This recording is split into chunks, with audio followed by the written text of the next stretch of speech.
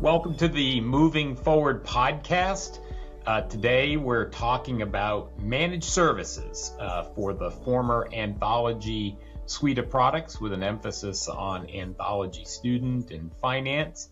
I'm Ande Smith, and I'm pleased to be joined today by Deerbrook's fantastic team, including our Vice President of Higher Education Services, Hope Jacobson, and our senior consultant, Dina Bauer, who is a former anthologist and knows all too well, I think, the benefit of how colleges can get support for using the anthology product.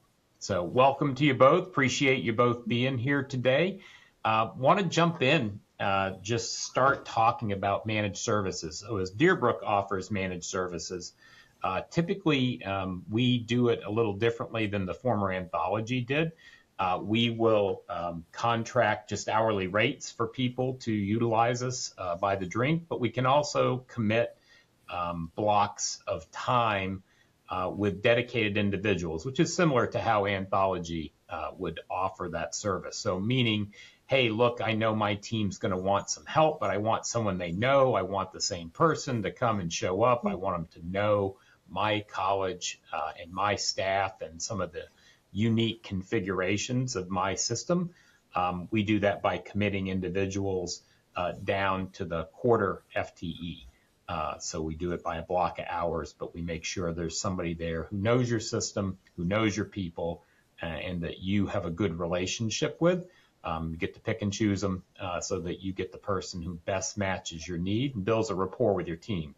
So they become an extension of your team. And by managed services, that's what we mean. There are other kinds of managed services, often around technical work.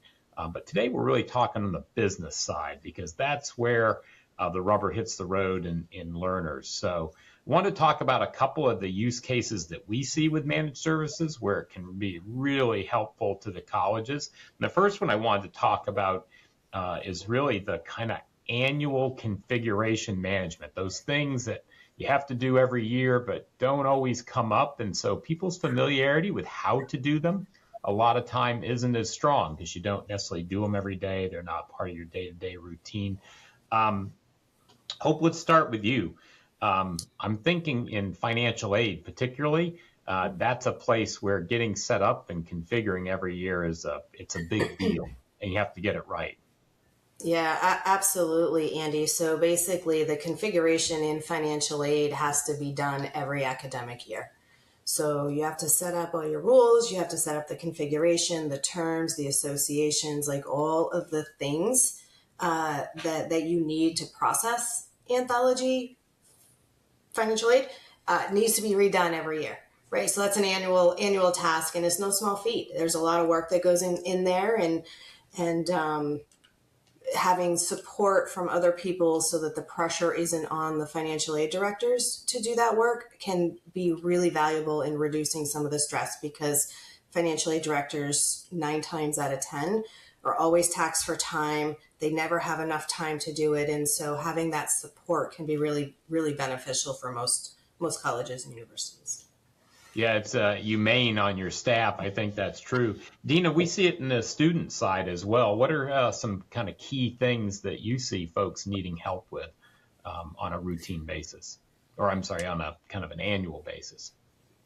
So annually, of course, like for the registrars, they would have to reconfigure their catalogs to ensure that their student course lists are accurate, to ensure that they have their online registration configured accurately so that the students can self-serve on the student portal.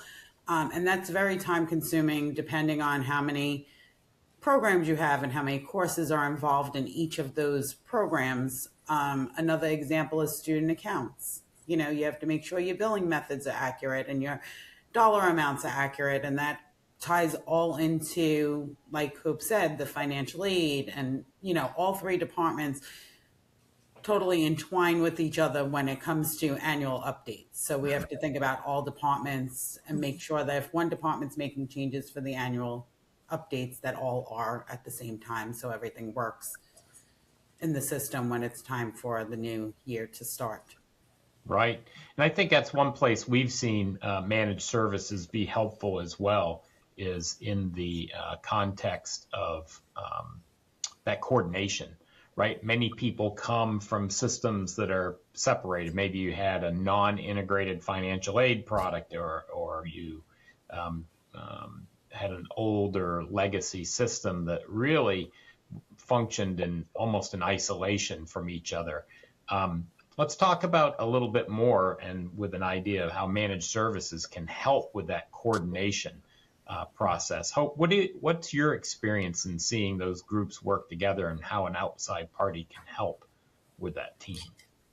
Yeah, Andy, I think if folks aren't used to, and the colleges aren't used to blending together and working, typically what we've seen is, because of the nature of the system, registrars do their thing, financial aid does their thing, student accounts do their thing, and really pulling down those silos, if you will, and pulling them together. So what's been successful in the past is creating an environment where they're all talking, right? And sometimes that can be difficult to do without some help and some facilitation in that space, because there definitely are things that financial aid needs in this system that is going to trigger back to the registrars and over to the student accounts team. So really leveraging that support to help facilitate those conversations and get that going and creating that cadence. It's almost like a new normal that is really, really important, that colleges might need that initial support. You've gone live. Okay, now what? Right? So having just that support, those people come in and say, let's pull this group of people together. Here's how we're going to do it. We can help walk them through and navigate making these changes and the types of conversations and the impacts that each of these teams have on each other. Dina, you've seen some of that in your past work with Anthology, as or not companies, but colleges have gone live. Where's the difficulty in that orchestration come from? Is it because they don't know, they're not used to doing it, or maybe the groups don't like to work together? What do you see as kind of some of those underlying challenges? Well, like Hope said, a lot of these departments stay in their silos, and they don't know if they, change something in configuration, how it downstreams to the other departments. So that can be a struggle, like at implementation. So it's good to have, managed services. And once they go live, they don't know what they don't know until they get in there and start working in the system. And that's when most colleges realize how it has a downstream effect on all the other departments. So like Hope said, having someone to gather those silos and make them one is very beneficial to any college or institution that, wants to be successful with using Anthology Student, at least. Yeah, no, for sure. I was talking to a college president just last week, and she said to me, Andy, colleges work in silos, and they have for the last 20 years. And then she somewhat ruefully said, and they probably will forever. I do think that's one of, if I were sitting and listening to the podcast, I'm like, I can get my people to work together and all that. And it's true, you can.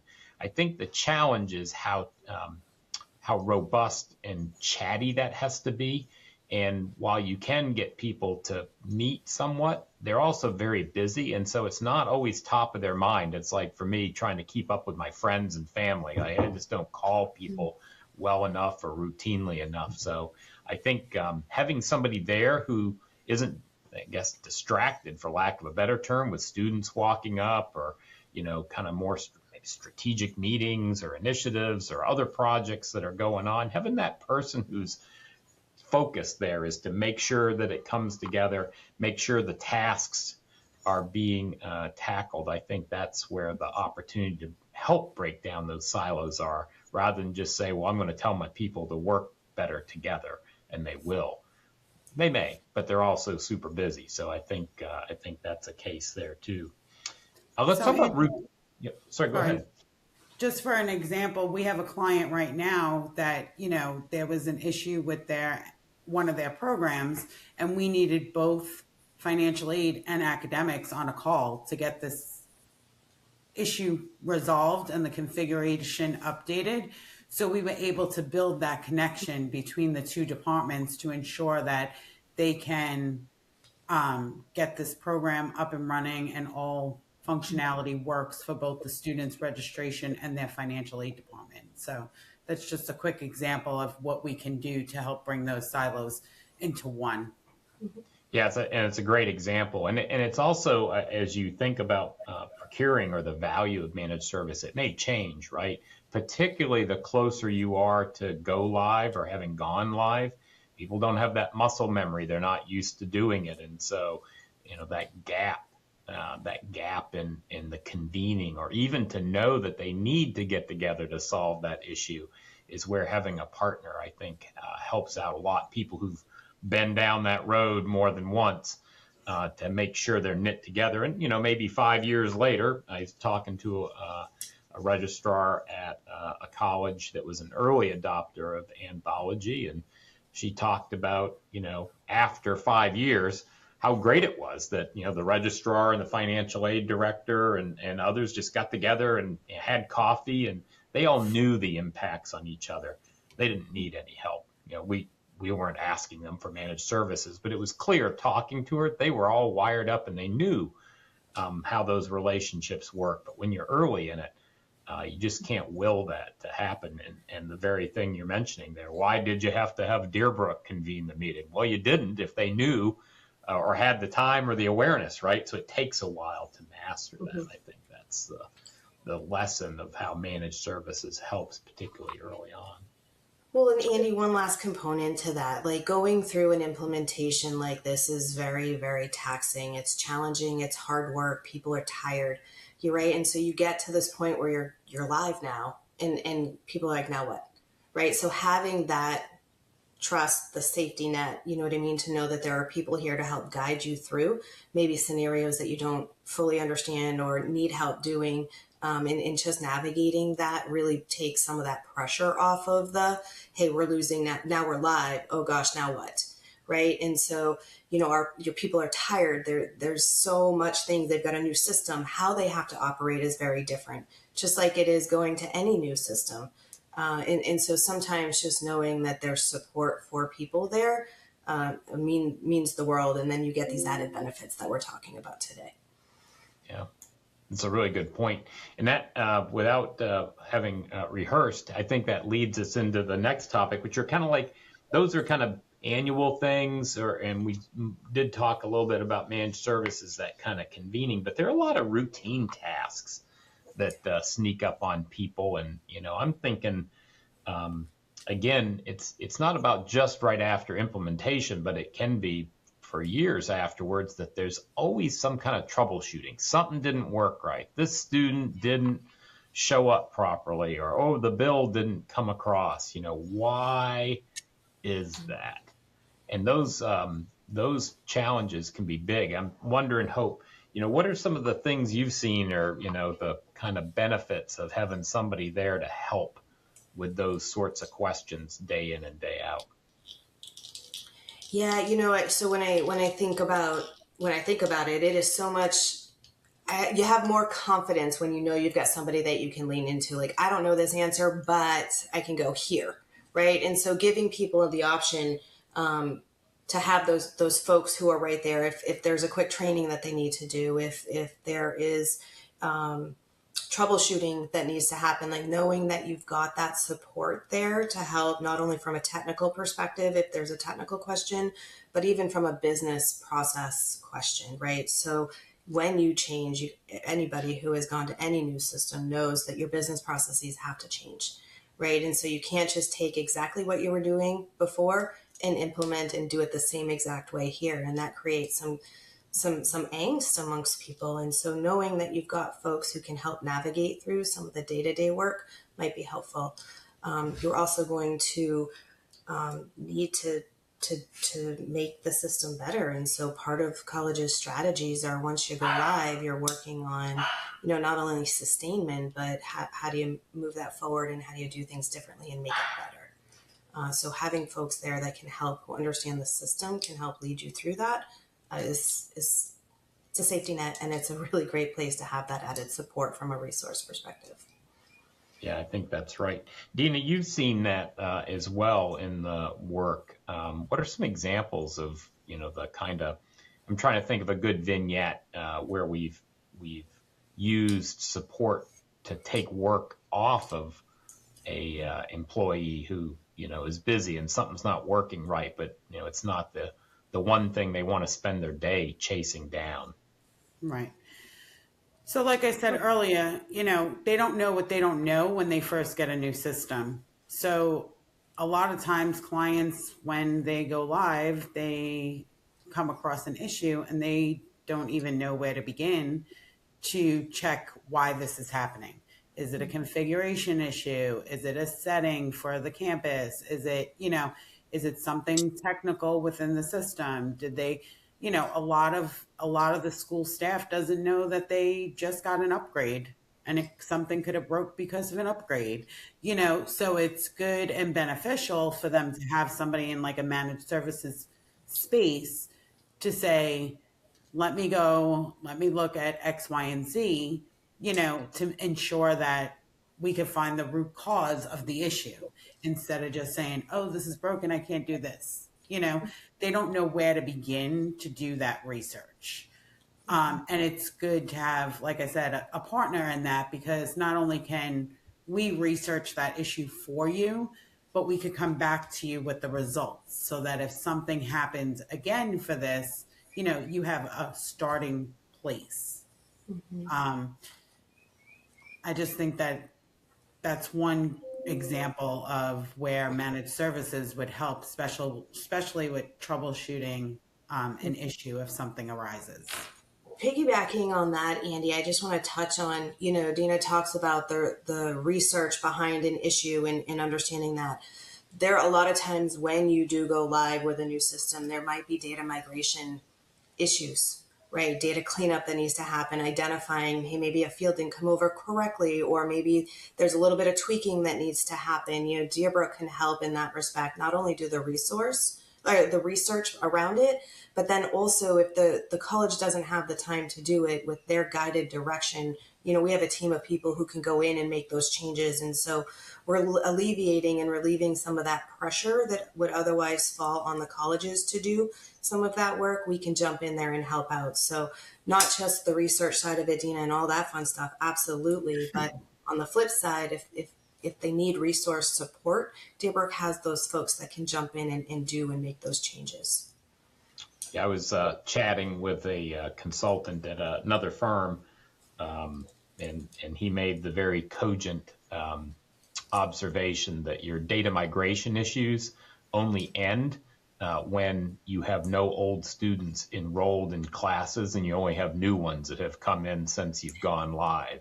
And it's true. There's always some ghost in the machine. And I think what you two just highlighted in managed services is, if you imagine somebody who's been in a system for a dozen years, 10 years, 20 years, infinite number of years, you've got super users. You got the people who've got all the answers. They've seen all the problems before. It takes years and years to get to that point. Managed services gives you people, again, if you take an individual who gets to know you and you get to know them, kind of a ready-made super user to take pressure off your team and help them become super users quickly without turning their Saturdays, Sundays, and nights into troubleshooting and debugging by getting to those answers more quickly. I think it's a great investment, and one that people find benefit of in terms of staff morale, particularly coming, as you said, even years after an implementation. Speaking of years after implementation, I think managed services really can also help as we think about optimization, right? Everybody wants to get the juice from the squeeze. You've got a new system. It was difficult to get there. You're just learning how to use it. Dina, let's talk a little bit about optimization. When that happens, maybe a little bit of why and where managed services can really help. Yeah, so I mean, in my opinion, optimization, there's always upgrades happening within the system. there is, once you do your implementation and you go live, that's when you're really getting into the system. So now let's just say, for an example, I have a group of students and I want to send them an email once a month about something. During implementation, yes, they talk about setting up tasks and how it functions, but now we're in real life and we want to say, okay, we want a task to go out to students once a month for X, Y, and Z, for a specific thing. So that's where managed services could come in and optimize and say, you're sending an email to 5 students, you can send 1 email out of the system, as a batch instead of through your personal email or whatever the case may be on that. Also for registration, registration's a big thing, of course, for every school. That's how they function, really. It starts with if they have students in classes.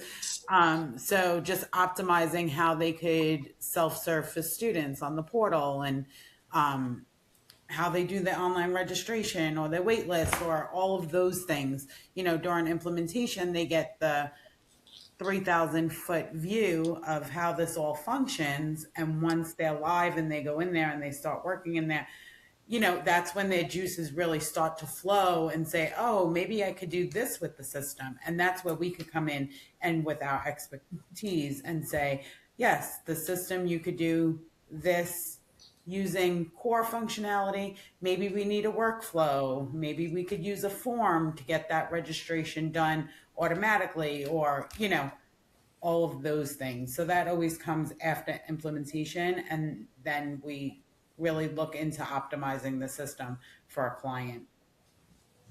Again, it's helpful to have somebody who's been there and done that, right? Seen it a few different ways, a few different times, and can help you imagineer your way out of it when you have the time to think about it, not just getting your day job done. Hope, where are some of the places you've seen good work done in this optimization space with an outside party like Deerbrook? Yeah, it's amazing. So we've worked with a couple of colleges who have implemented a new student information system. And, Andy, when a college is using a system for 10, 15, 20 years, like, they have had a very long time to make that system operate exactly as they need it or want it to operate. And so when you transition and you change a student, a system like this, especially in a student information system, you're not getting that same level, right? Otherwise you'd be implementing for 5 years to try to get all the things that you had automated, workflows, forms, all those types of things over here. And so oftentimes colleges go for, let's get this system live. What is it that we need to have, right? Let's get it live. And the second component to after you implement and you are live is to look at process optimization, right? And so we've worked with colleges who are standardizing their processes, right, throughout the system. And so it involves reconfiguration in some instances. It's how people are operating, how colleges are operating on normal business processes there. It's adding in some automation. When we talk about automation, it could be in the spirit of a form, right, that's doing some work on the behalf, updating statuses. Maybe it's a workflow, right? So you want to start thinking about, after you go live, how do you optimize the system, in the sense that how do you remove some of that manual work that maybe you're feeling today that you didn't have in the other system, but you can remove going forward in the future. And so, when you look at the phases there, you sort of do everything you can to get live. You're looking at the data, what are the must-haves? And then after you're live, you have some time to work in the system and you can see how you want to optimize it. So having that support, people know how to do, Power BI reporting, people who know how to do forms and workflows and all those different kinds of things can be super helpful to optimize faster. Yeah, one of the things I've seen around that, to your point, is, I've been through a few Anthology implementations, and, they did their best to explain to people that the Power Platform, Power Automate, and Forms, these things you're talking about, being able to leverage, Fabric and all the things that come with this Azure world that's it was built upon, or is built upon, is how you're going to get a lot of value out of the system. And they said the words, and people nodded their heads. But to Dina's point earlier, it doesn't snap in until they're there. And it's like, wow, I got to go enter all this data. And then it's like, well, no, you don't have to enter all that data. Let's use a workflow. Kind of like people have an old school view sometimes, like, well, the software is just built to work, and it works a certain way. And once I get it installed, it's going to work, and then I know what it is. Anthology was designed to be way flexible so that you can do a million things in a configuration model and not in hard-coded code. And so they left these things kind of undone. Some things they did, took their best guess, but inevitably people want to do it a certain way, sometimes wrongly, like the way I used to do it, as opposed to the way I should do it. But the use of forms and Power Automate is the power of that tool. You can make it do just about anything you want within some boundaries. And people don't always realize how close at grasp it is, which is why managed services can help. Somebody who can identify the workflow that might be built. Again, knowing your college and knowing your people, knowing how to take past experience and adapt it to them. But also just sometimes colleges don't upskill quick enough or hard enough to actually go out and crank those things out at the pace and with the completeness that is needed, which also requires familiarity with the college, right? To know how your data is being used and what fields, school-defined fields are being used. Having a partner who understands you, but can then also bring that additional layer of technical resources does seem to make a difference in terms of moving people along, which helps with morale, helps with efficiency, helps with adoption, helps with student services and experiences. So it's pretty good. Well, I've talked myself into managed services. I know that's part of what we do here, but any closing thoughts, Dina, on managed services? We've covered a lot of ground in this short podcast, I think. No, I mean, I think we covered, like you said, I think we covered a lot of ground and displayed the importance of having a managed service as a partner after or during go live even. And I think that we offer a lot of those services here, and it's a good opportunity for institutions to look into what services we can provide for them. Yeah, for sure. And as I think, Dina, you're living proof, a lot of the professional service team at Lucian has departed for a variety of reasons, sometimes on their own, sometimes not. So in terms of how you might find it in the market, it used to be that would be the place you would go, and that might be the first place you'd look. But I think looking elsewhere in the market's important now, and that's why I appreciate your being here to share the insights of somebody who's been on the inside talking about it, because I think that's where, like I said, I can talk myself into it, but I think your experience having seen it in action is super important too.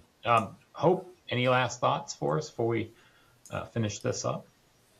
No, I guess I would just say to anybody who's listening, the managed service support model can be customized to whatever your needs are, right? And so if you're curious about something and you haven't heard us talk about it today, just reach out, send an email, give us a phone call or anything like that. Like this can be adapted and modified to support any college in any state, no matter where they're at, even if it's maybe a one-off project, that is, hey, we need to do a security console review, right? Can you help us navigate through that? 100%, right? So, as you guys are hearing this and thinking about it, don't be afraid to reach out and say, hey, I got this. It sounds kind of silly, but can you guys help with it?